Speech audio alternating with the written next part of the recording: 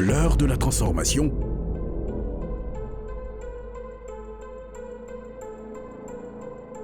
Une émission de l'Hôtel du Dieu Vivant. Avec le sacrificateur Bongé Kessé. Bonne écoute. Psaume 37, le verset 1 au verset 9. Ne t'irrite pas contre les méchants. Verset 7. Garde le silence devant l'Éternel et espère en lui. Ne t'irrite pas contre celui qui réussit dans ses voies. Verset 8. Laisse la colère, abandonne la fureur. Ne t'irrite pas, ce serait mal fait. Le Seigneur insiste sur le fait que toi et moi, nous ne devons pas nous irriter. S'irriter, c'est aussi se mettre en colère. Pourquoi est-ce que la Bible insiste tant sur le fait que nous ne devons pas nous irriter? Sur le fait que nous ne devons pas nous mettre en colère. D'abord, la colère, c'est quoi? La colère est un violent mécontentement accompagné d'agressivité. C'est comme ça qu'on peut définir la colère. La colère est un état affectif violent et passager, résultat du sentiment d'une agression, d'un désagrément, traduisant un vif mécontentement et accompagné de réactions brutales. Donc, dans la colère, il y a la brutalité, il y a la violence. Ce n'est pas juste un mécontentement. On te fait quelque chose qui n'est pas bien, c'est normal que tu sois mécontent. Mais on parle de colère quand ça rentre dans un état d'agressivité. Quand ça rentre dans un état de violence. Donc, la colère, c'est aussi, on peut dire, la fureur. Hein? Ça, c'est les synonymes de la colère. La fureur, hein? L'emportement, être emporté, la rage. Quand on dit quelqu'un est enragé, ça veut dire que vraiment il est très en colère. Hein? L'irritation, il est vraiment irrité. C'est que c'est quelqu'un qui est en colère. Le courroux, il est en courroux, c'est quelqu'un qui est en colère. Donc la colère est un état affectif, un sentiment, hein, c'est un sentiment, c'est une émotion, mais une émotion agressive, violente. Et généralement, cette émotion-là est provoquée, par le sentiment d'injustice en son égard, hein? 2, par la frustration. Quand tu es frustré, quand on te frustre trop, tu peux être en colère. Quand on abuse de toi, tu peux être en colère. L'injustice à ton égard, toutes ces choses-là peuvent amener quelqu'un à être en colère. Il faut savoir que la colère, à l'origine, la colère n'était pas un état de péché. Parce que Dieu nous a créés avec des sentiments, avec des émotions qui forment notre personnalité. La jalousie, la colère, la joie, la regret, ce sont des sentiments naturels qu'un être humain doit avoir. Mais quand on parle de colère en tant que péché, là on parle de l'état d'agressivité. Alors, sinon dans les Écritures, vous marquez ces chapitres, Nombre 11, verset 1, Nombre 11, verset 1, Nombre 22, verset 22, Ésaïe 30, verset 27, Nombre 11, verset 1, Nombre 22, 22, Ésaïe 30, verset 27. Dans ces passages, on parle de la colère. Mais la colère qui est là, c'est la colère sainte. La colère qui est juste. Voilà. Donc, dans les Écritures, nous avons la colère qui est une juste indignation de Dieu, saint, contre le péché et la manifestation de sa justice rétributive, qui punit le pécheur obstiné. Ça, c'est la colère, la sainte colère, la colère de Dieu. Donc, dans cette colère, Dieu manifeste son irritation envers le pécheur qui refuse obstinément de se repentir. Ça, c'est la sainte colère. Mais ce n'est pas de ça que nous voulons parler. Vous devez donc savoir qu'à l'origine, la colère est un sentiment, une émotion naturelle normale. Elle permet à l'homme de s'imposer ou bien d'imposer des garde-fous autour de lui, faire éviter les laisser aller, et elle fait partie de la personnalité d'un être humain. C'est-à-dire que la colère dans son état normal, dans son état naturel, ça te permet de mettre des garde-fous autour de toi, que les gens ne fassent pas n'importe quoi en ta présence. Voilà. Mais ça, c'est la colère à l'état naturel, à l'état sain. Donc, la colère devient un péché quand c'est perverti, quand ça devient une extrapolation, et quand elle s'éloigne de la justice de Dieu. C'est pour cela que la Bible met en garde le chrétien contre la colère. Éphésiens 4, verset 26, Colossiens 3, 7 à 8. Si vous vous mettez en colère, ne péchez point, que le soleil ne se couche pas sur votre colère. Donc, si la Bible parle de si, ça veut dire que Dieu n'exclut pas, Dieu n'exclut pas la probabilité que nous soyons en colère. Mais la Bible nous dit, quand tu te mets en colère, ne pêche pas. Que le soleil ne se couche pas sur cette colère. Donc il y a deux choses là, il y a deux garde-fous. Un, tu ne dois pas pécher. La colère ne doit pas te conduire à pécher. Deux, le soleil ne doit pas se coucher sur cette colère. Ça veut dire que tu ne dois pas laisser la colère là durer dans le temps. Alléluia. Alléluia. Tu ne dois pas laisser la colère durer dans le temps. Il y a deux garde-fous ici. Colossiens 3, versets 7 à 8. Parmi lesquels vous marchiez autrefois, lorsque vous viviez dans ces péchés. Ouais. Mais maintenant, renoncez à toutes ces choses. Renoncez à toutes ces choses. À la colère. À l'animosité. À la méchanceté. À la calomnie. Aux paroles déshonnêtes. Sorties de votre... Merci, on s'arrête là. Alléluia. Alléluia. Il dit renoncer à ces choses. C'est-à-dire rejeter. Refuser ces choses. Renoncer à la colère. Pourquoi? D'abord, vous devez comprendre que nos émotions sont liées à nos organes. La colère est liée au foie. Écoutez-moi très bien. La colère est liée au foie. Ça veut dire qu'à chaque fois que tu te mets en colère, ton foie est affecté. Or, le foie dans le corps de l'homme joue un rôle important dans la purification du sang. Aujourd'hui, il y a beaucoup de cancers de sang. Il y a beaucoup d'ulcères. Il y a beaucoup de diabète. Et plein d'autres maladies.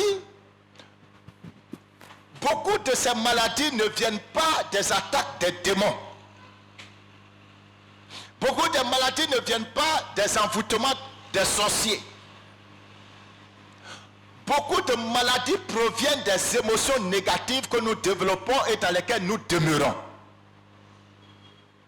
Donc la colère est liée au foie. La tristesse est liée au poumon. La tristesse joue sur ton poumon. Trop penser, exagérer, les soucis, joue sur la rate. La rate, le pancréas, l'estomac.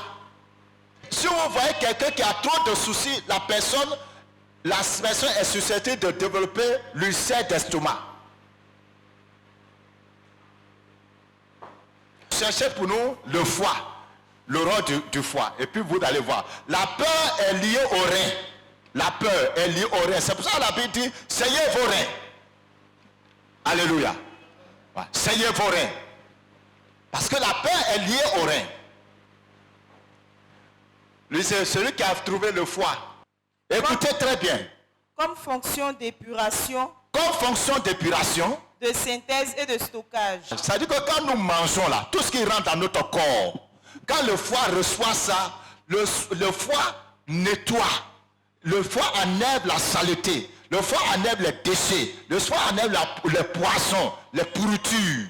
Tout ce qui est nocif, le foie enlève ça. Oui, continue. Le foie a pour principale fonction de permettre le transport et le stockage des nutriments du sang. Vous voyez ça? Le foie a pour principale mission, ou bien fonction, le transport de quoi? Et le stockage. Et le stockage des nutriments du sang. Des nutriments du sang. Du sang. Donc tout ce qui fait que ton sang est vivant, ton sang est en forme, ton sang est propre, ton sang est bon. Oh, c'est le sang là. C'est le sang qui te fait vivre. Hein? Alléluia. Donc si ton foie laisse passer les microbes, si ton foie laisse passer les poisons, là où et que ton sang circule avec ces poisons, et puis ça va par exemple se bloquer dans ton cerveau, tu vas développer une tumeur de cerveau. Est-ce que vous comprenez ça? Si ça va t'asseoir dans l'utérus, ça peut provoquer la stérilité. Ou bien dans les trompes, ça va provoquer la stérilité. Ça peut provoquer le cancer d'utérus, du col de l'utérus. Maintenant, il y a une autre définition en bas. Il faut que vous compreniez la profondeur de la parole de Dieu. Alléluia. Beaucoup de choses pour lesquelles on prie. Il y a certaines, on prie pour le même sujet, ça ne va pas encore changer. Mais si toi-même tu t'empoisonnes, oui? Le foie est l'organe présent chez l'homme et chez la plupart des vertébrés, produisant la bile. Il produit la bile. Il sert, entre autres, à régler le métabolisme des glucides. Ouais, c'est ça qu'on vient de dire. Alléluia. Donc, le foie produit la bile. Or, la bile aussi a un rôle très important dans le corps de l'homme. Chers frères, quand vous jouez avec la colère, vous jouez avec votre vie. Parce que vous êtes en train de presser, d'empêcher un des organes importants de votre système de fonctionner correctement. Si le trou de ton WC est bouché là, toi-même tu sais ce que ça fait dans la maison. Toi-même quand tu veux aller au besoin, mais tu sais que le trou est bouché. Tu mets l'eau, ça ne va pas là. Tu joues aux prolongations. N'est-ce pas?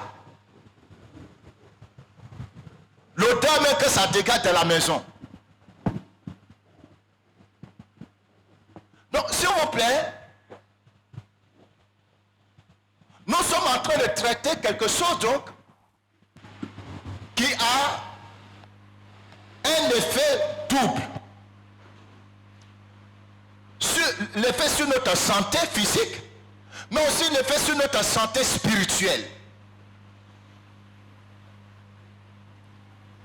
Déjà, même sans aller plus loin dans l'enseignement, vous comprenez la sensibilité du sujet. Beaucoup de maladies que tu as là, c'est à cause de la colère. Et quand c'est comme ça, l'hôpital ne peut pas te guérir. On va te donner des comprimés. On va faire des diagnostics. On va te faire des opérations de ceci, cela. Tu ne peux pas être guéri. Parce que pour que tu sois guéri, il faut que tu arrêtes ce qui provoque le mal. C'est pour cela que je vais m'adresser au foyer, au couple. Parce que quand on parle de colère là, c'est dans le couple d'abord, monsieur, madame. Beaucoup de femmes sont remplies de colère envers leur mari. Et puis elles vivent avec ça. Comme j'ai fait des enfants là, je vais faire comme je suis là. Et la colère là est dans leur cœur avec ça. Et elles vivent avec ça dans le foyer.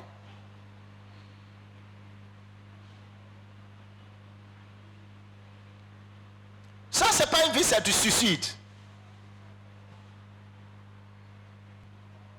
C'est du suicide. Vous les couples, vous devez travailler sur votre vie, sur votre relation conjugale, votre relation affective. En tout cas, vous devez travailler sur votre relation pour éradiquer la colère du milieu de vous.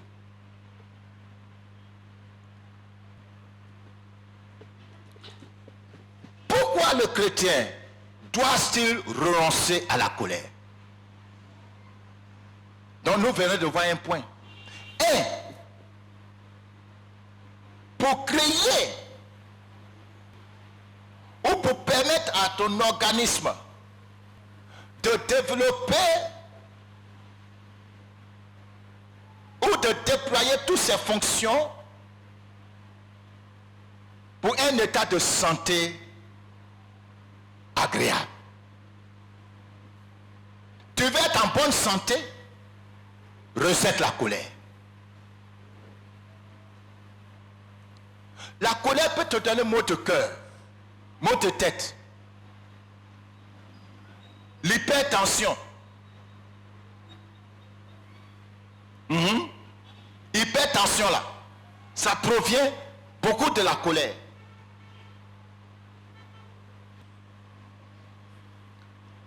Prenez 10 personnes qui souffrent de l'hypertension continuellement. Observez leur caractère. Vous allez voir que c'est des personnes colériques. Oui ou non? Hein? Vous allez voir que c'est des personnes colériques. En général. Donc ne vous détruisez pas, chers frères.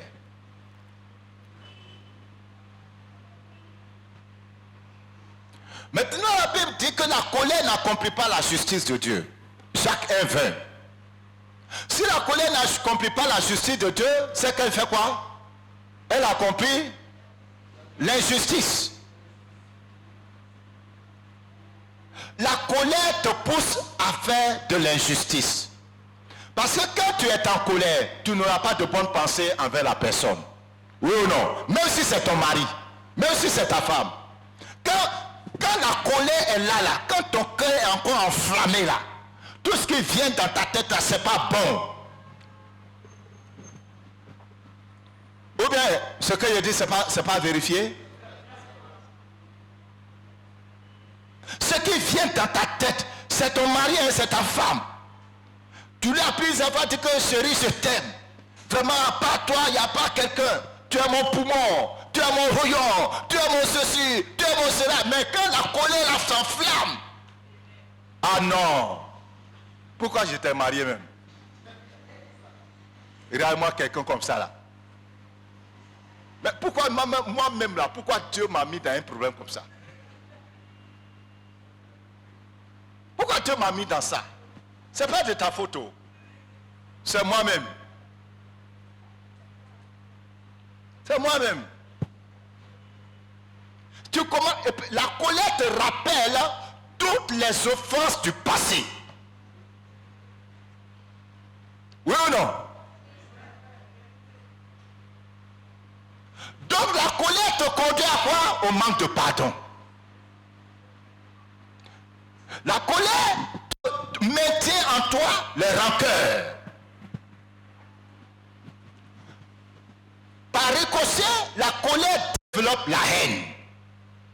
Tu vas commencer à haïr ton mari sur le ciel là. Tu m'énerves même. Tu ne veux même pas regarder son visage. Les femmes là, qui sont au milieu de nous savent ce que je suis en train de dire. Les hommes la connaissent. Quand tu es facile, tu ne veux même pas regarder le visage. La personne sent, elle t'énerve. Tu ne veux plus la voir. Tant que la colère n'est pas descendue, tu ne vois rien de bon dans la personne. C'est pour cela que la Bible dit, la colère n'accomplit pas la justice de Dieu.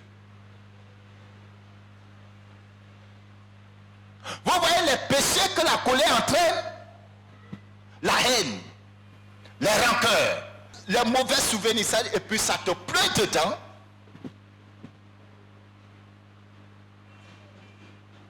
Et quand tu es dans cet état, ton cœur s'ouvre au monde spirituel démoniaque. Ton âme s'enfle, ton âme s'ouvre. La colère va t'entraîner dans l'arrogance, dans l'orgueil. Quand une femme dit à son mari, c'est un homme comme toi que moi il doit marier, c'est pas de l'arrogance? Hein? C'est de l'arrogance. C'est de l'orgueil. C'est de la fierté. Tu te sens mieux que la personne. Oui ou non? Tu regrettes. Tu regrettes. D'avoir accepté de marcher avec une telle personne. Tu vois la personne maintenant comme une bête. Ça, c'est dans le foyer. Et dans l'église. Et entre nous, les frères et sœurs. Donc la colère va réveiller en toi les rancœurs, la haine, les mauvais ressentiments, hein? L'arrogance, et puis les injures. La colère rend injurieux. Tu ne peux pas être en colère et puis tu vas louer la personne. Hein? Tu es en colère avec quelqu'un et que tu vas louer la personne. Ce qui sort de ta bouche là, c'est des paroles sales. Maintenant, sachez que quand vous êtes dans cet état, vous êtes en train de rendre un culte au dragon. Parce que le démon qui est en charge du département de la colère, c'est un dragon. Et dans l'armée du dragon, il y a le serpent. Il y a les serpents dragons. Donc sachez que vous êtes en train de rendre un culte à Satan, un culte au dragon, à chaque fois que vous êtes en colère. À chaque fois que vous êtes en colère, vous êtes en train de célébrer le diable. Vous êtes en train d'adorer le diable.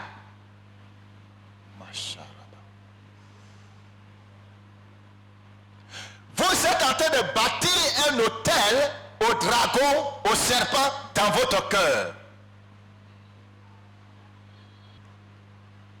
Tu vas voir que quand tu es en colère, soit ton cœur va se serrer, ou bien tu as l'impression que ton cœur, ta poitrine même va s'éclater, ou bien tu vas sentir une chaleur, ou bien tu vas sentir comme si on est en train de te piquer. Voilà, il y a comme des déchirures dans le cœur. Pourquoi? Parce qu'en ce moment précis là, le dragon est en train de s'investir en toi.